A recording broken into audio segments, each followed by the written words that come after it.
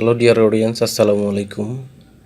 Usman Sahal medical services YouTube চ্যানেলের পক্ষ থেকে আপনাদেরকে জানাই স্বাগতম। আশা করি আল্লাহর রহমতে আপনারা সবাই ভালো আছেন। বন্ধুগণ, আজকের ভিডিওতে আমি আপনাদেরকে অ্যাজমা, শ্বাসকষ্ট, হাঁপানি, নিঃশ্বাসের সাঁই সাঁই শব্দ বা বুকের ভিতর মুরগির বাচ্চার মতো শব্দ ইত্যাদি সমস্যার সমাধানে অত্যন্ত কার্যকর একটি মেডিসিন এবং মেডিসিনটির নাম, দাম, গ্রুপ বা জেনারিক নাম, প্রস্তুতকারক কোম্পানির নাম, খাওয়ার নিয়ম বা ব্যবহারের নিয়ম এবং এর সাইড এফেক্টস বা পার্শ্ব প্রতিক্রিয়া সম্পর্কে আলোচনা করব। তবে ভিডিওটি শুরু করার আগে আপনাদের প্রতি অনুরোধ, আপনি যদি আমার চ্যানেলে নতুন হয়ে থাকেন তাহলে অবশ্যই চ্যানেলটি সাবস্ক্রাইব করবেন এবং পাশাপাশি লাইক, কমেন্টস এবং শেয়ার করবেন। বন্ধুগণ, বাচ্চাদের বা প্রাপ্তবয়স্কদের অ্যাজমা, শ্বাসকষ্ট, অ্যালার্জি, হাঁপানি, নিঃশ্বাসের সাঁই সাঁই শব্দ ইত্যাদি সমস্যার সমাধানে বিশেষজ্ঞ ডাক্তারগণ তাদের পরামর্শপত্রে যে ওষুধটির কথা লিখে থাকেন তার নাম হলো স্যালমোলিন ইনহেলার।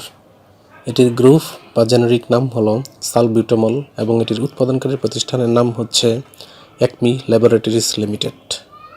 স্যালমোলিন ইনহেলারের দাম মাত্র 230 টাকা। এই ইনহেলারটি ব্যবহারের নিয়ম, এটি ব্যবহারের নিয়ম হচ্ছে এটি শুধুমাত্র মুখ দিয়ে শ্বাস গ্রহণের মাধ্যমে ব্যবহারের জন্য প্রযোজ্য। প্রতিবার ব্যবহারের পূর্বে ইনহেলার ভালোভাবে ঝাঁকিয়ে নিন এবং ব্যবহারের পর ভালোভাবে গড়গড়া করে কুলি করে পানি ফেলে দিন। যাদের বয়স 4 বছর বা তার ঊর্ধ্বে এই সকল শিশুদের জন্য নির্দিষ্ট মাত্রা, এবং তা হচ্ছে প্রাপ্তবয়স্কদের ডোজের অর্ধেক। আর প্রাপ্তবয়স্কদের ব্যবহারের নিয়ম হচ্ছে প্রতিদিন 3 বার, 2টি করে পাফ প্রতিবার এবং 1টি করে পাফ ব্যবহারের পর 1 মিনিট পর আবার আরেকটি পাফ ব্যবহার করতে হবে এবং ব্যবহারের পর ভালোভাবে কুলি করে পানি ফেলে দিতে হবে। এই ইনহেলারটি ব্যবহারের পর কিছু সাইড এফেক্টস বা পার্শ্ব প্রতিক্রিয়া দেখা দিতে পারে, যেমন কাঁপুনি, মাংসপেশির খিঁচুনি, মাথা ব্যথা, বুক ধড়ফড় করা, হার্টবিট বেড়ে যাওয়া, মুখ ও গলায় চুলকানি ইত্যাদি সমস্যা দেখা দিতে পারে।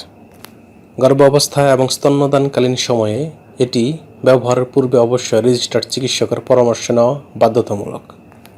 এই ঔষধটি বা ইনহেলারটি আলো ও তাপ থেকে দূরে ঠান্ডা এবং শুষ্ক স্থানে রাখতে হবে এবং অবশ্যই 30 ডিগ্রি সেন্টিগ্রেড তাপমাত্রার নিচে সংরক্ষণ করতে হবে।